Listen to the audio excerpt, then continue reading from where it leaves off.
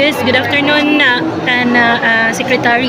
Secretary, mayroon ba kayong monitoring team? Paano nyo, pagkatapos po ba ng commendation, may nagmo-monitor po ba ng mga LG awardees? Meron po tayong mga regional field offices distributed all over the country. Dito po sa Northern Mindanao, meron po tayong dedicated na office ito based in Cagayan de Oro.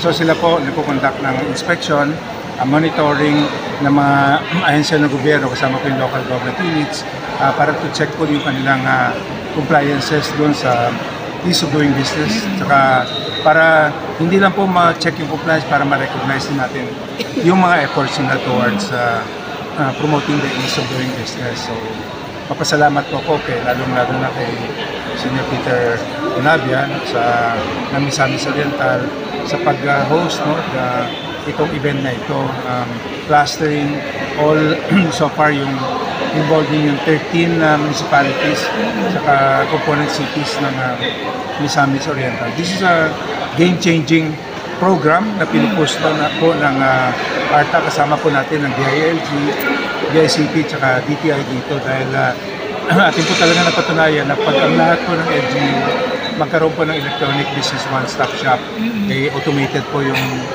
kanilang process, pag-submit ng application hanggat sa pag-process at pag-issue ng business permit done online, talaga pong end-to-end, streamlined, digitalized process.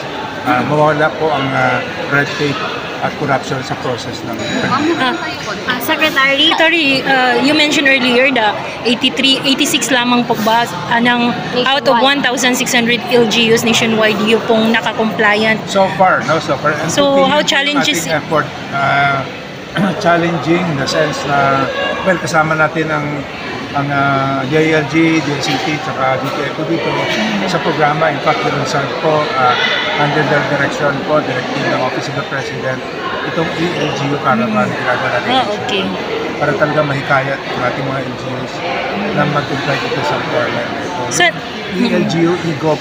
Ang EBOS po is just one component.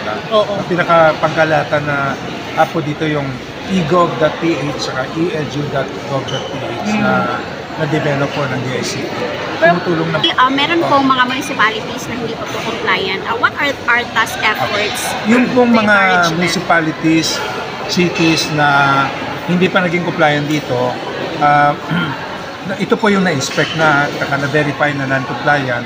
Ang first step po na gagawin ng ARTA, ginagawa na, papadalan po natin sila ng notices to explain para bigyan po sila ng pagkakataon na mag-explain kung bakit hindi pa sila nakapag-comply dito sa requirement.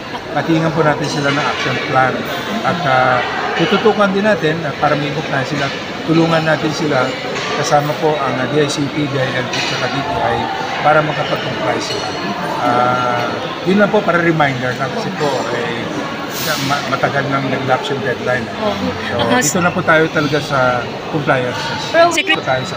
Pero connectivity po ba yung number one na problem talaga kaya hindi naging compliant yung ibang LGUs?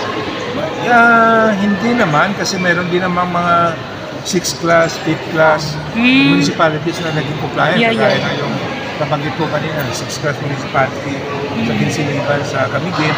Meron pa dito, diba? 4th class, 5th class municipality na medyo mahina yung connectivity pero nakapag-comply. Ibig sabihin po, hindi yun yung talagang tunay na dahilan para hindi sila makapag-comply. Dahil ang lang po, may importante lang na mag-comply nila yung 4 na functionalities. Submission online, integration ng barangay clearance, saka yung Bureau of Fire Protection, Fire Safety Inspection Certificate, payment online, saka printing ng business permit online. Of course, it requires connectivity ng internet connectivity.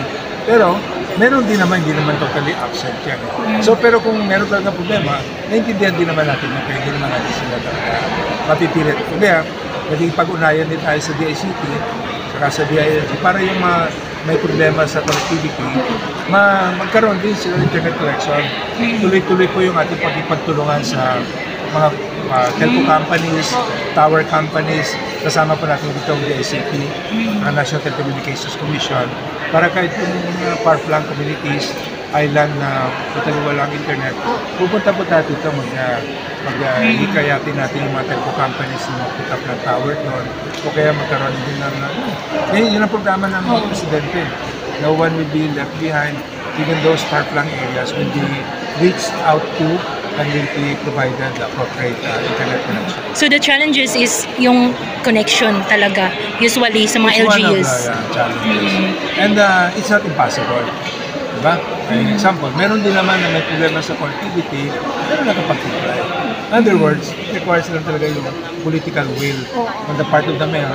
Utusan niya yung mga department heads siya makipag-ugnayan sa DICT para makapag-set up po ng electronic business one-stop. It is not an impossible task. It's doable. It only requires appropriate political will on the part of the mayor.